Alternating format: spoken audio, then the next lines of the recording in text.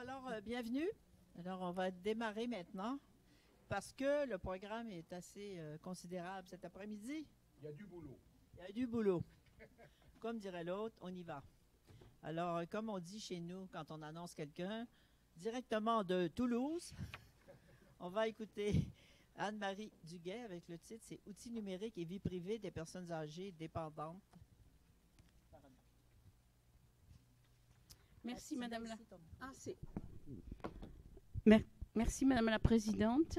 Donc, tout d'abord, je suis heureuse de vous retrouver tous parce que nous nous trouvons régulièrement grâce à l'invitation de Christian. On a oublié de vous le dire, nous nous aimons. Voilà, depuis très longtemps. Et surtout, je suis très heureuse d'être dans une manifestation de l'IREB puisque quand l'IREB a été créé, j'étais déjà là. Donc, vous voyez, ça prouve... Il y a très longtemps. On était, voilà, absolument, on était très jeunes. Bon, on n'est pas là pour raconter notre vie, donc je remercie, je suis très heureuse d'être là. Pourquoi ? Bien parce que dans une vie un peu précédente, je m'occupais beaucoup de gériatrie, et c'est comme ça que j'ai rencontré pas mal des gériatres comme moi, qui sont émérites, qui sont un peu, mais je suis ravie de les revoir. Éméritus, voilà. Alors, tout d'abord, je voudrais remercier... Attends, je vais essayer peut-être de mettre ça en marche. Voilà. Parce qu'on a dit que vous aviez une demi-heure. Voilà, j'ai noté que j'avais une demi-heure. Et pourquoi ça ne marche pas ? Pourquoi il y a ça là ? Ah bon, peu importe. Je ne vois pas ce qui s'affiche. Ça marche, très bien. Alors, tout d'abord, je voudrais remercier tous ceux qui ont parlé pour moi depuis hier. Pourquoi ? Eh bien, parce qu'effectivement, il y avait un certain nombre de choses que je voulais dire et qui ont déjà été dites, donc je n'y reviendrai pas. Ça a été certainement dit beaucoup mieux que ce que je n'aurais pu le dire. Alors, qui je vais remercier et pourquoi ? Je vais en oublier, bien entendu, mais je vais juste faire un petit panorama de ce qui m'a intéressée dans le domaine que je présente aujourd'hui. Je suis désolée, je ne dis aucun mot des philosophes qui m'ont impressionnée, mais ils n'étaient pas dans mon domaine, tout à fait. Alors, qu'est-ce qui s'est dit d'intéressant ? Donc, tout d'abord, quand Stanis, hier, a commencé sa présentation, qui a montré des objets, etc., qui a montré des gens qui se levaient du fauteuil, j'ai trouvé que c'était formidable parce que ça illustrait exactement les questions dont j'allais parler. Ce matin, alors je ne parle pas de Jean-Pierre Aquino qui effectivement parle le même langage que nous, donc on est tout à fait en phase avec ça. Donc Mathieu ce matin a complété vraiment de façon très médicale parce que j'ai une double casquette, je suis à la fois médecin au départ et puis je me suis orientée vers le droit et aussi vers l'éthique. Donc Mathieu a rappelé pas mal de questions ce matin qui étaient vraiment, ça se complète et je remercie Christian de la qualité de la succession des interventions, parce qu'au fond, je trouve que les choses ont progressé, que les choses étaient complémentaires. Alors, il est sûr aussi que M. Franco, ce matin, a parlé de la distinction avec le droit, l'éthique, etc. Donc, et parlé des bonnes pratiques. C'est quelque chose dont nous avons besoin. Christian et moi, nous avons travaillé beaucoup sur les bonnes pratiques quand on a évalué les travaux des étudiants dont certains étaient là hier aussi. Ça fait plaisir de voir que toute cette équipe continue. Alors, une mention particulière pour Sophie Moulias parce que vraiment, avec humour, moi je trouve que c'est fantastique de présenter ce que vous avez fait. Et je pense en plus qu'il y avait une vraie cohérence et complémentaire avec ce que disait aussi M. Robert Moulias. Alors, pardon ? Vive Sophie. Absolument. Donc, je pense aussi que, peut-être j'ai dû oublier des gens, mais je pense que ce qui m'a beaucoup aidée, et c'est qu'en fait, on a vu à la fois quelqu'un parler de contradiction ce matin. Je pense qu'il y a effectivement... Il y avait tout. Il y avait à la fois les aspects positifs, il y avait les aspects négatifs, il y avait les questions que nous nous posions, et puis il y avait aussi le fait que les choses ont évolué. Depuis une vingtaine d'années, depuis que certaines personnes ont écrit je pense en particulier à Vincent Rial, qui était aussi parmi les gens qui venaient dans ces réunions il y a quelques années. Les choses ont évolué, plus ou moins bien, mais je crois que le résultat n'est pas si catastrophique qu'on veut le dire. Et je pense que la solution, comment dirais-je, notre société est en évolution. Alors, ce qui m'a intéressé quand Christian m'a proposé de venir intervenir, c'est la question qui est soulevée régulièrement de la question de la vie privée, de l'atteinte à la vie privée. Alors, j'ai associé Julien Duguet. Pourquoi j'ai associé Julien? Parce que Julien travaille sur les objets connectés et le comportement des consommateurs. Et en particulier, il a étudié la façon dont les fabricants d'objets connectés ciblent leur publicité, etc., l'adresse qu'ils font aux familles, etc. Et donc, c'est pour ça que j'ai intégré quelques-unes de ces réflexions dans notre sujet. Alors, la première, je ne vais pas parler, bien entendu, de tous les objets connectés. Vous avez eu un panorama de tout ce qui existe. Je me suis ciblée pour illustrer le propos vis-à-vis de la vie privée. Je me suis intéressée aux questions de télésurveillance, c'est-à-dire les caméras, on a parlé, les capteurs de mouvement, et les dispositifs médicaux connectés, mais aussi à la question de géolocalisation avec les dispositifs traceurs et les armes quand une personne sort du périmètre. Alors, la notion de vie privée. Alors, qu'est-ce que c'est que la vie privée? Alors, ce matin, M. Franco a terminé sa présentation avec la Déclaration universelle des droits de l'homme. Et donc, que dit la Déclaration? Pas d'immixtion arbitraire dans la vie privée, la vie familiale, le domicile. La Convention européenne, l'article 8, dit la même chose, dit toute personne a le droit au respect de la vie privée et familiale, et même les mineurs, dans la Convention des droits de l'enfant, l'article 16, la Convention tient à protéger la vie privée des mineurs et des enfants. Alors, qu'est-ce que nous avons en France? Alors, en France, nous avons une protection très, très efficace de la vie privée, puisqu'elle est à la fois définie dans le Code civil, l'article 9, chacun a droit au respect de sa vie privée, et donc c'est la jurisprudence, qui est une jurisprudence assez abondante, qui a défini le contour de la vie privée, alors avec bien sûr la personnalité de l'individu, son nom, etc., etc., mais l'état de santé fait partie de la vie privée, les liens dans la famille, le domicile. Alors, l'image et la voix, il y a beaucoup d'affaires d'atteinte à la vie privée liées à la captation d'images ou à l'enregistrement des personnes, mais aussi, et j'en parlerai un peu plus loin, les données personnelles, les données qui sont captées soit par les objets connectés, mais aussi les données médicales qui sont personnelles et de santé, et donc qui doivent être protégés. Mais la France aussi, donc l'article 9 veut dire que s'il y a un dommage qui résulte de cette atteinte à la vie privée, il y aura des dommages et intérêts il y aura une indemnisation qui sera donnée. Mais on va plus loin. Le Code pénal français prévoit des sanctions pour l'atteinte à la vie privée, et je pense que ça, c'est peut-être pas la même chose dans tous les pays, mais nous avons une véritable protection. Alors, allons un peu plus loin dans la réflexion. Parlons du lien entre la vie privée et l'intimité. Alors, il est certain que quand on regarde ce qui se passe et les situations qui nous ont été proposées, on se rend compte que l'intimité de la personne âgée, et en particulier dans certains établissements ou dans certaines circonstances, ou même quand elle est à son domicile et que la famille essaie de savoir ce qui se passe, il y a effectivement une atteinte à l'intimité, qui peut être aussi une atteinte à la pudeur. Et Bénédicte, qui est derrière moi là, enfin qui est devant moi, a écrit justement un article sur l'intimité en santé qui a été publié dans la revue de Christian. Donc cette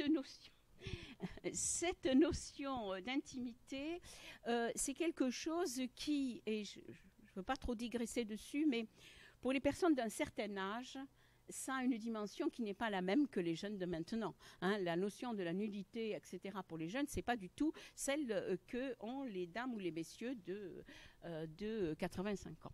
Donc, la notion de... Alors, je vais faire référence à 85 parce que Mme Moulias, ce matin, disait « c'est ceux de plus de 85 qui nous intéressent, ce n'est pas les autres ». Voilà. Donc... alors, d'autre part, j'ajouterai quelque chose par rapport à la dignité, qui est justement une préoccupation des personnes âgées, c'est de donner une image de soi que l'on considère digne. C'est-à-dire que certaines personnes âgées n'ont pas du tout envie de marcher avec des cannes, elles ne veulent pas que ça se voie, elles ne veulent pas montrer leur handicap, elles veulent pas... Donc je pense que c'est l'image de soi, et je pense que ça c'est quand même quelque chose qui est important et dont il faut effectivement tenir compte. Même si ce n'est pas verbalisé. Donc je ne vais pas parler de la verbalisation, je pense que tout le monde a sait un petit peu ce qui se passe. Alors, il est évident que accepter les objets connectés par rapport à l'intimité, ça a une valeur symbolique. C'est-à-dire que, par exemple, j'ai une pompe à insuline, mais personne ne le sait, à l'exception de mon petit ami, puisque lui, il peut le voir. J'ai une canne connectée, mais je la décore ou je la déguise en parapluie, comme ça, on ne sait pas que c'est une canne connectée. Donc, je pense qu'effectivement, il y a une réflexion par rapport à l'image et l'image de dignité. C'est surtout ça. Ils ne veulent pas montrer qu'ils sont altérés, qu'ils sont diminués. Je pense que c'est le mot de diminuer. Et quand vous avez parlé tout à l'heure, Mme Moulias, des personnes dépendantes, vous avez parlé des personnes qui étaient dépendantes pour les gestes de la vie courante. Et moi, je parlerai des personnes dépendantes qui ont des troubles cognitifs. Alors, d'autre part, la notion de vie privée inclut le choix de vie. C'est-à-dire que chacun a le choix de son mode de vie, rester au domicile ou aller dans un établissement. Ça, c'est une décision vis-à-vis de la vie privée. Il y a aussi la liberté d'aller et venir. Alors, on pourra en discuter longuement. Mais dans cette notion de liberté d'aller et venir, il est évident qu'on n'a pas le droit d'enfermer certaines personnes. On aura peut-être l'occasion d'y revenir dans la discussion. Donc, tout à l'heure, on a parlé du regard des autres. Il y a la notion de stigmatisation, d'aliénation. Ça aussi, ça a été évoqué par des orateurs précédents. Je les en remercie. Alors, quels sont les risques pour la vie privée de cette assistance technologique, les deux exemples que j'ai choisis? Il y a d'abord, une première chose qui est sacrifier la vie privée pour prolonger son séjour à la maison. C'est-à-dire que les personnes vont accepter qu'une partie de ce qu'elles font soit au vu et au su de certaines personnes, mais comme ça leur permet de rester à la maison. Donc il y a un sacrifice qui est fait. Il y a aussi, bien entendu, un risque d'aliénation de l'autonomie ou de l'aliénation, de la prise de décision quand ces objets connectés déclenchent une intervention externe. Vous avez un dispositif qui va envoyer quelqu'un chez vous et donc, effectivement, c'est votre domicile. Donc, il y a effectivement une aliénation de l'autonomie. Et alors, enfin, il y a un point aussi qui est très important et qui préoccupe en général les personnes âgées et tous les citoyens, c'est quand nous acceptons quelque chose pour nous, mais que l'atteinte à la vie privée touche les autres. C'est-à-dire que, par exemple, si vous avez un système, peu importe, de surveillance dans votre chambre, eh bien, quand quelqu'un vient, si c'est une caméra qui est là, eh bien, on voit qui est là. Donc, il y a effectivement cette atteinte à la vie privée des autres qui est très important dans la représentation de ces objets de technologie. Alors, je compléterai sur cette notion de vie privée avec les données numérisées. Hein. Tous les dispositifs médicaux et les objets connectés vont collecter des données. Ce matin, les personnes ça a été excessivement bien fait, la façon dont la télémédecine pour la gériatrie a été expliquée ce matin. Et donc, on a vu qu'il y avait un certain nombre de gens qui il y avait des paramètres qui étaient enregistrés, qui étaient collectés. Et donc, il est certain que ça, ce sont des données. Ces données-là, elles doivent être protégées. Il faut qu'il y ait un consentement à la collecte et à l'utilisation secondaire des données. J'ai parlé de commercialisation. J'aime pas trop parce qu'en France, on ne fait pas trop ça, mais ce sont des choses qui arrivent. Et d'autre part, il y a la notion de confidentialité. Parce que quand on va collecter des données, il faut que j'aille très vite. Quand on va collecter des données... mais quand on va collecter des données, on dit on va respecter la confidentialité, d'accord. Mais il faut que cette confidentialité soit effective, que le respect soit effectif. Parce que ce n'est pas parce que ce sont des médecins ou des professionnels qui sont liés au secret professionnel qui collectent ces données et qui les utilisent. Non, il faut qu'il y ait des garanties. Et ce matin, quand on nous a parlé de cybercriminalité, etc., on sait très bien qu'il peut y avoir des gens qui peuvent, de manière malveillante, vouloir accéder à ces données. Et enfin, je termine sur ces données numérisées avec la notion de données sensibles telles qu'elles ont été dans le... Alors là, j'ai dû le mettre en anglais, mais enfin dans le règlement de la protection des données, on a dans ce règlement, ce qui est nouveau, c'est qu'on a défini beaucoup plus largement le champ de la recherche et aussi on a défini les données de santé, les données et les données sensibles, elles ont été élargies et je pense que c'est une très très bonne chose parce que des personnes considéraient que du moment que ce n'était pas défini, ils échappaient aux obligations de protection et de confidentialité. Alors, par rapport à la dignité, une personne peut tout à fait consentir à l'utilisation, mais son désir de confidentialité peut changer à mesure que la maladie progresse. Et je pense que ça, tous les gériatres qui sont ici savent que cette dimension est importante, c'est-à-dire que si la personne a consenti un moment, peut-être qu'après, elle ne sera peut-être plus d'accord. Et d'autre part, il faut qu'ils puissent les enlever. Et donc ça aussi, ça met quand même quelques résistances, parce que certaines personnes peuvent se sentir humiliées parce qu'elles ont un dispositif ou piégées. Et donc, il faut que l'outil dispose d'un dispositif qui permette de l'enlever. Alors, cette atteinte à la vie privée, il y a un certain nombre de questions qu'on va se poser, en particulier l'histoire de l'autonomie du consentement et l'aptitude à comprendre, et sur la liberté d'aller et venir. Alors, l'avis 128 du CCNE, je ne vais pas le détailler, mais je pense que c'est important parce qu'il parle essentiellement de la fragilité, de la vulnérabilité, et de la vulnérabilité par rapport à un risque potentiel.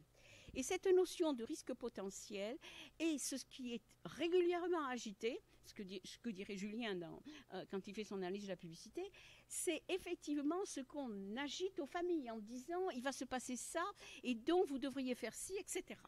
Et donc, bien sûr, le numérique facilite le maintien à domicile, avec les tablettes, les smartphones, on en a parlé, mais on dit aussi que ça peut ne pas marcher.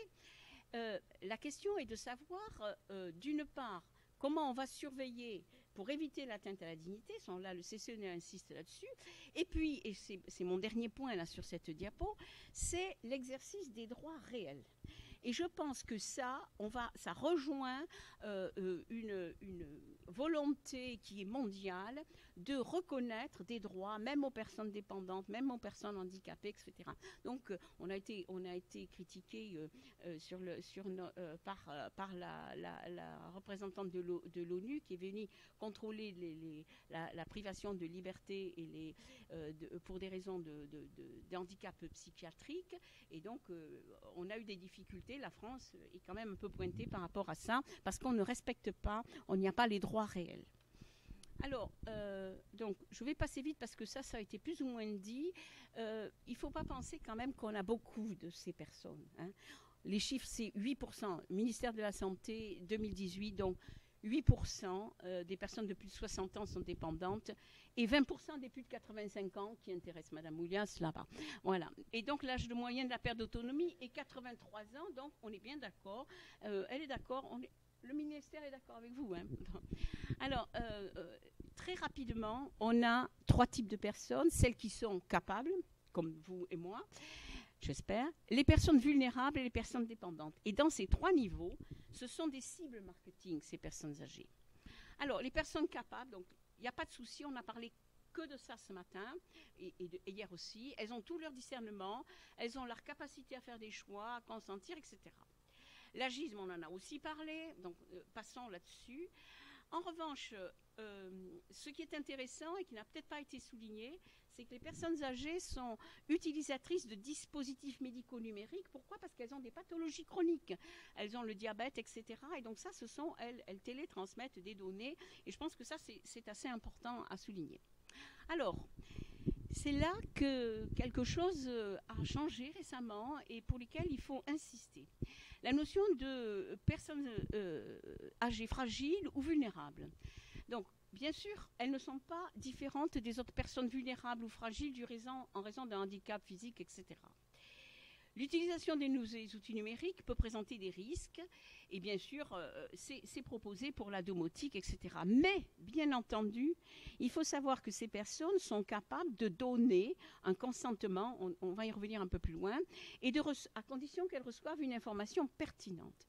L'idée de penser que du moment qu'on est vieux ou du moment qu'on est un peu fragile, qu'on a des troubles de mémoire, on ne peut pas consentir, je pense que c'est une idée fausse et de plus en plus de personnes parlent de ces questions-là. Alors, le sujet est déficient, bien sûr, s'il perd la mémoire, etc. Ça fait partie des causes d'échec à l'utilisation de ces dispositifs. Donc, des solutions sont possibles, mais il faut savoir qu'avec ces dispositifs, on a l'impression que la personne âgée a une autonomie, mais c'est une autonomie fictive. C'est une liberté de mouvement fictive. Alors, pour les personnes dépendantes, elles posent des problèmes de capacité décisionnelle et de consentement. Alors, jusqu'à présent, on disait toujours, on va être mis sous tutelle, on va les protéger, etc., juridiquement. En réalité, le principe de liberté de choix et le respect de la dignité et de l'autodétermination de la personne dépendante, ça fait partie des recommandations du Conseil de l'Europe. Et donc, ce qui est dit, c'est que la personne âgée dépendante conserve la possibilité de prendre une décision logique.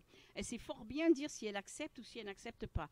Elle le gardera dans le temps, ça c'est autre chose, mais elle est capable de manifester sa volonté. Parce que l'autonomie, quand on parle d'autodétermination, c'est la manifestation de la volonté.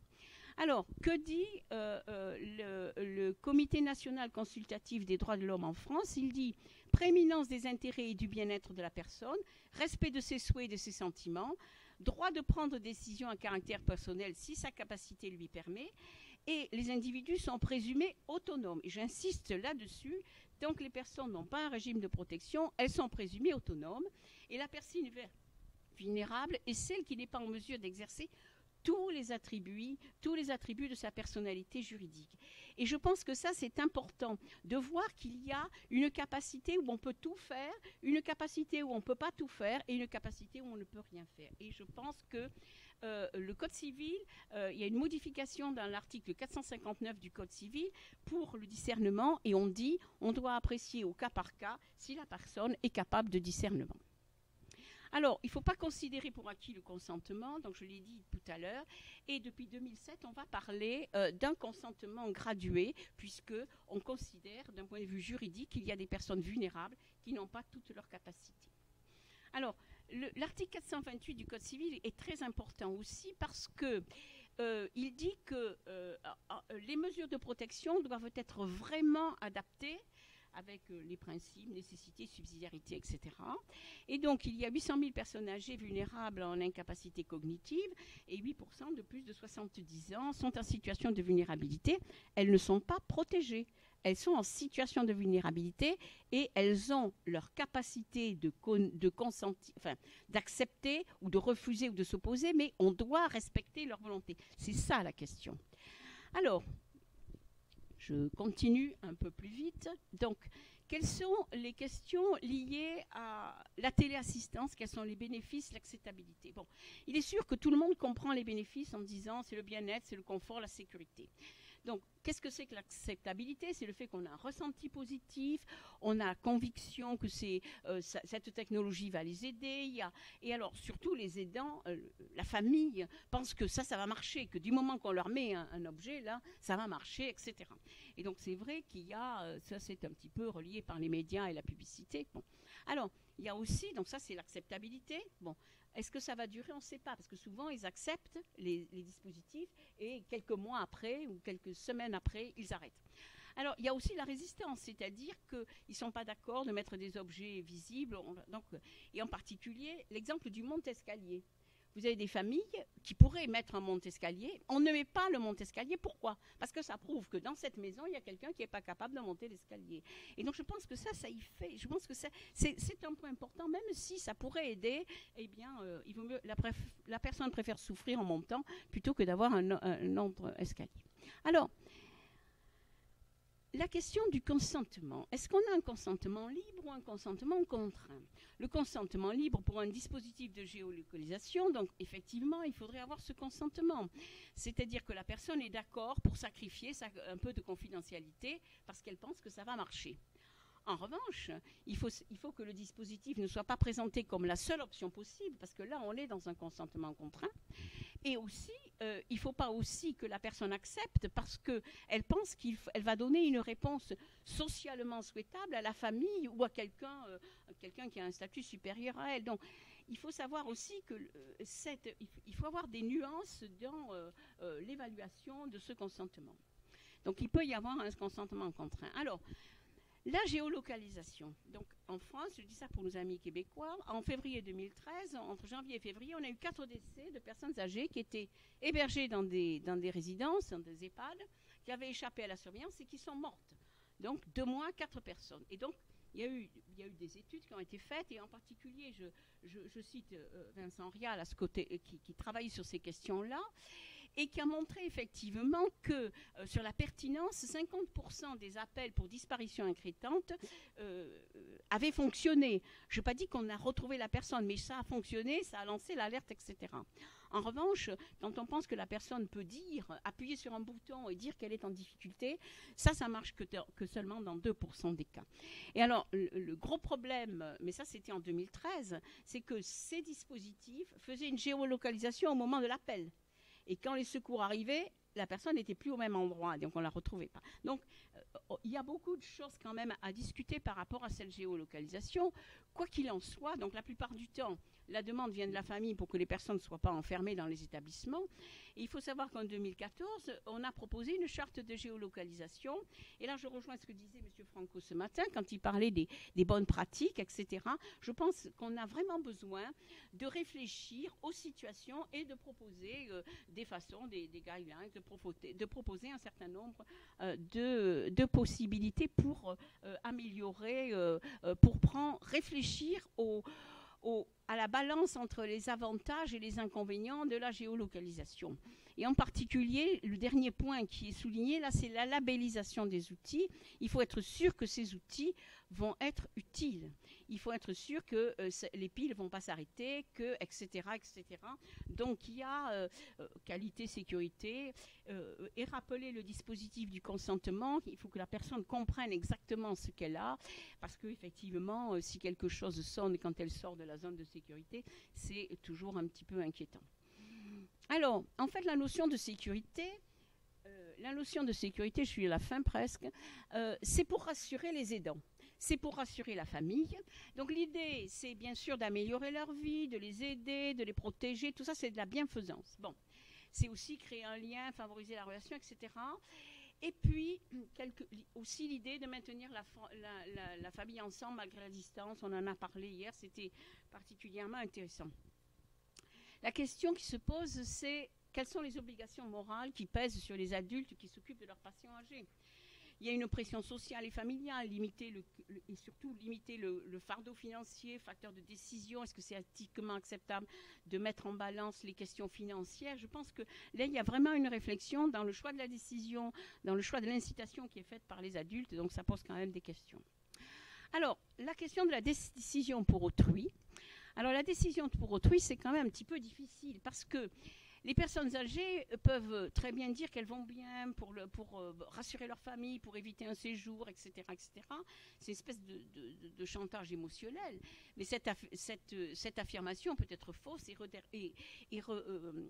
retarder les décisions médicales. Ce que je voulais dire par rapport à ça, c'est ce qu'il faut voir, c'est que bien entendu, la famille essaie de savoir qu'est-ce qui se passe, mais si la personne âgée ne dit pas ou ne laisse pas passer ou essaie d'enjoliver les choses, c'est peut-être un petit peu difficile. Il est difficile pour l'entourage de déterminer ce qui est bon pour une personne ou ce qui est dans son meilleur intérêt. Et donc là aussi, comment prendre en considération les souhaits personnels ou les préférences de la personne, si on ne sait pas vraiment, ou si elle dit que tout va bien, etc. Et en réalité, bien souvent, c'est ceux plutôt de l'aidant ou de la famille, les choix qui emportent la décision. Alors, je dirais un mot aussi de l'incidence économique. On vit dans une mondialisation, on n'en est pas là chez nous, mais par exemple au Royaume-Uni, le Financial Times avait montré un article disant que certaines compagnies d'assurance proposent de baisser les prix des polices si les clients sont équipés de capteurs d'environnement, etc. Donc c'est vrai que ça peut poser une question sur la dissémination et peut-être des avantages, et souvent aussi l'acceptabilité de certains dispositifs électroniques.